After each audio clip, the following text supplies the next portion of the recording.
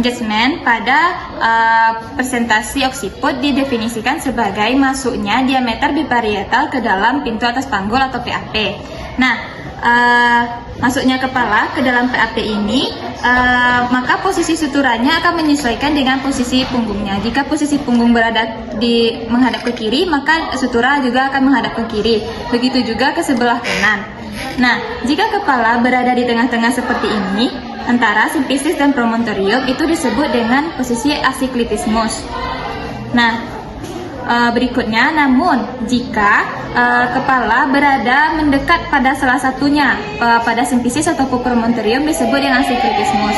Asinklitismus ada dua. Yang pertama asinklitismus posterior. Jika sutura ini mendekat kepada simfisis. Nah, jika sutura mendekat kepada promontorium disebut dengan asiklitismus anterior. Pada primigravida, penurunan kepala atau descent terjadi setelah kepala masuk ke dalam rongga panggul dan biasanya baru mulai pada kala 2. Sedangkan pada multigravida, penurunan kepala dan masuknya kepala dalam rongga panggul atau adjustment terjadi secara bersamaan pada kepala janin yang melakukan penurunan yang mengakibatkan kepala mengadakan fleksi di dalam rongga panggul. Dengan fleksi, kepala janin memasuki ruang panggul dengan ukuran yang paling terkecil. Kepala yang sedang turun menemui diafragma pelvis yang berjalan dari belakang atas ke bawah depan akibat kombinasi elastis diafragma pelvis dan tekanan intrauterin yang disebabkan oleh his yang berulang-ulang. Kepala mengadakan rotasi internal atau putaran paksi dalam. Maka kepala akan melakukan putaran paksi dalam. Putaran paksi dalam mengubah oksifut menjauh dari aksis transversal. Biasanya oksifut akan mengalami rotasi anterior ke arah simfisis pubis. Putaran paksi dalam mutlak diperlukan untuk kelahiran kepala karena putaran paksi merupakan suatu usaha untuk menyesuaikan posisi kepala dengan bentuk jalan lahir, khususnya bentuk bidang tengah dan pintu bawah panggul. Nah, kepala janin akan menengadah ke atas yang disebabkan oleh sumbu jalan lahir pada pintu bawah panggul mengarah ke atas di depan yang berfungsi untuk melahirkan ubun-ubun besar, muka dan dagu pada janin. Kepala janin melakukan putaran paksi luar sebagai upaya janin atau punggung menyesuaikan dengan diameter terpanjang dari bawah panggul. Ekspulsi itu adalah kelahiran janin berturut-turut setelah bahu depan sampai di bawah simfisis, maka lahirlah bahu depan disusul dengan bahu belakang bayi dan selanjutnya diikuti dengan seluruh badan janin. Kemudian kelahiran badan terjadi karena fleksi lateral yang mengikuti lengkung normal pada jalan lahir janin. Yang pertama yaitu definisi prolap tali pusat. Prolap tali pusat adalah penurunan tali pusat ke dalam vagina mendahului bagian terendah janin yang mengakibatkan kompresi tali pusat di antara bagian terendah janin dan panggul ibu. Kasih prolap tali pusat. Yang pertama ada tali pusat terkemuka, yaitu bila tali pusat berada di bawah bagian terendah janin dan ketuban masih intak. Teman-teman bisa melihatnya di sini ada contoh gambar dari tali pusat terkemuka. Yang kedua ada tali pusat penumbung, yaitu bila tali pusat keluar melalui ketumbar yang sudah pecah ke cervix dan turun ke vagina. Teman-teman bisa melihat gambar yang telah tersedia ini. Yang terakhir ada outlet prolapse, yaitu tali pusat berada di samping bagian terendah janin turun ke vagina. Tali pusat dapat teraba atau tidak, ketuban dapat pecah atau tidak. Dan teman-teman bisa melihat di sini ada outlet prolapse. Prevalensi prolap tali pusat. Faktor dasar yang merupakan faktor predisposisi prolap tali pusat adalah tidak terisinya secara penuh PAP dan cervix oleh bagian terendah janin. Faktor-faktor etiologi prolap tali pusat meliputi beberapa faktor yang sering berhubungan dengan ibu, janin, plasenta, tali pusat, dan iatrogenik. Yang pertama ada yaitu presentasi yang abnormal seperti letak lintang atau letak sungsang, terutama presentasi kaki. Yang kedua, prematuritas. Yang ketiga, polyhydramnios sering dihubungkan dengan bagian terendah janin yang tidak aged. Diagnosis prolap tali pusat. Diagnosis prolap tali pusat dapat dilakukan dengan beberapa cara. Yang pertama yaitu melihat tali pusat keluar dari introitus vagina. Yang kedua yaitu teraba secara kebetulan tali pusat pada waktu pemeriksaan dalam. Yang ketiga yaitu auskultasi terdengar jantung janin yang irregular, sering dengan bradikardi yang jelas, terutama berhubungan dengan kontraksi uterus. Yang keempat yaitu monitoring jantung janin yang berkesinambungan, memperhatikan adanya deselasi variabel. Yang kelima yaitu tekanan pada bagian terendah janin oleh manipulasi eksternal terhadap pintu atas panggul yang menyebabkan turunnya letak jantung secara tiba-tiba yang menandakan komprehensi tali pusat. Selanjutnya itu adalah faktor fisiologis prolap tali pusat. Tekanan pada tali pusat oleh bagian terendah janin dan jalan lahir akan mengurangi atau menghilangkan sirkulasi plasenta. Bila tidak dikoreksi, komplikasi ini dapat mengakibatkan kematian janin. Obsesi yang lengkap dari tali pusat menyebabkan dengan segera berkurangnya detak jantung janin. Bila obsesinya hilang dengan cepat, detak jantung janin akan kembali normal. Akan tetapi, bila obsesinya menetap, terjadilah deselerasi yang dilanjutkan dengan hipoksia langsung terhadap miokard sehingga mengakibatkan deselerasi yang lama. Bila dibiarkan, terjadinya kematian janin. Seandainya obsesinya sebagian, akan menyebabkan akselerasi detak jantung. Penutupan vena umbilikalis mendahului penutupan arteri yang menghasilkan hipovolemijanin dan mengakibatkan akselerasi jantung janin. Gangguan aliran darah yang lama melalui tali pusat menghasilkan asidosis respiratoir dan metabolik yang berat. Berkurangnya oksigenasi janin, bradikardia yang menetap, dan akhirnya kematian janin. Prolap tali pusat tidak berpengaruh langsung pada kehamilan atau jalannya persalinan.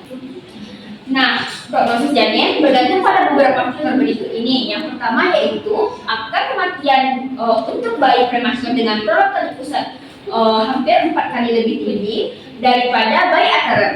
Yang kedua, bila gawat janin dibuktikan oleh detak jantung yang abnormal, adanya cairan amnion yang terwarnai oleh mekonium atau tali pusat pulsasinya lemah, maka prognosis janin memburuk. Yang ketiga, jarak antara terjadinya prolap dan persalinan merupakan faktor yang paling kritis untuk janin hidup. Keempat, dikenalnya segera prolap tali pusat dapat memperbaiki kemungkinan janin hidup. Dan yang terakhir, angka kematian janin pada prolap tali pusat yang terletak sungsang atau lincah sama tingginya dengan presentasi kepala. Hal ini menghapuskan perkiraan bahwa pada kedua letak janin yang abnormal, tekanan pada tali pusat tidak kuat. Etiologi prolap tali pusat. Yang pertama ada etiologi fetal. Yang pertama presentasi yang abnormal.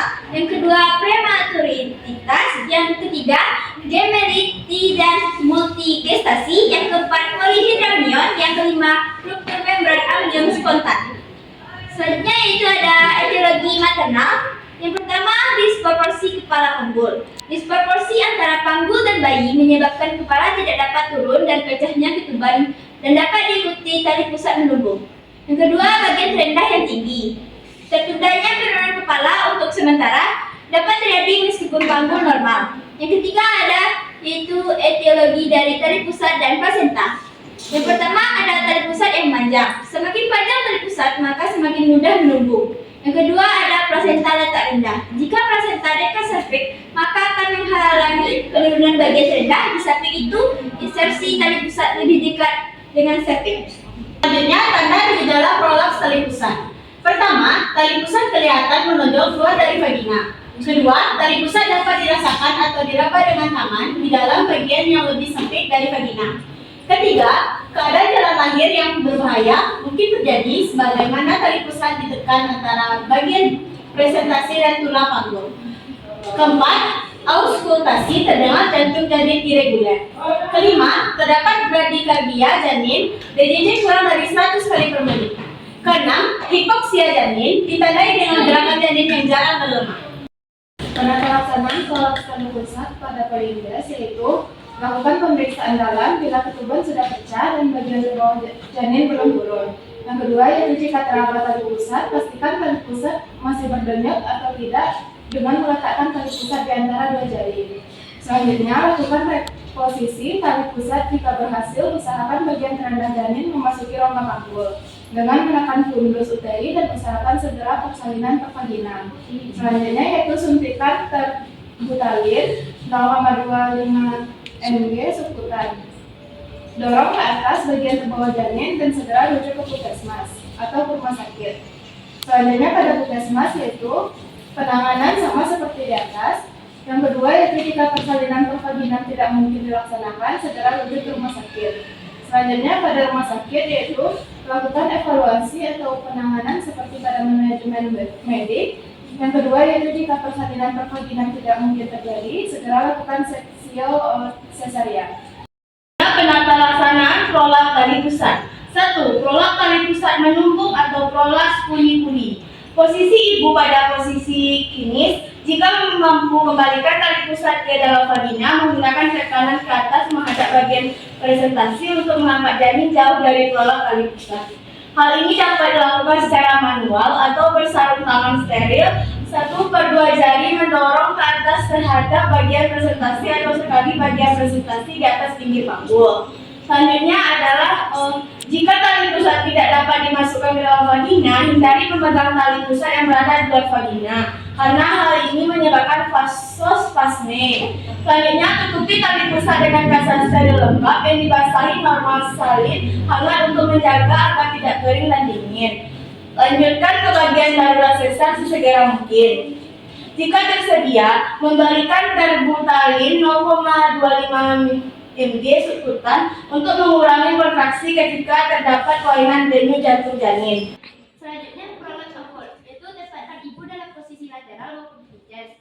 Selanjutnya jika denyut jantung janin normal, berikan ibu O2 dan denyut jantung janin serta pulsasi tali pusat yang terus dipantau. Jika denyut jantung janin tetap normal, persiapkan operasi cesar yang tepat. Selanjutnya persalinan normal hanya dapat dilakukan jika waktu persalinan sudah dekat. Serviks sepenuhnya melebar dan tidak ada kontraindikasi. Prolaps terkemuka, penanganannya sama seperti prolaps awal, yaitu pantau denyut jantung janin serta pulsasi tali pusat sambil mempersiapkan persalinan baik normal jika tidak ada kontraindikasi maupun cesar. Algoritma penanganan prolaps tali pusat. Jika teraba tali pusat di jalan lahir atau tali pusat tampak di luar, raba tali pusat untuk periksa pulsasi. Jika pulsasi teraba, berikan ibu O2 sampai 4-6 menit dengan kanul nasal atau sungguh, serta jangan memindahkan tali pusat secara manual dan posisikan ibu dalam posisi niches dan berikan fokolisis untuk mengurangi kontraksi uterus serta lakukan rujukan. Selanjutnya, jika pulsasi tidak teraba, apakah prolaps tali pusat dapat dilakukan secara pervaginam? Maka lakukan pervaginam. Jika tidak, maka lakukan rujukan.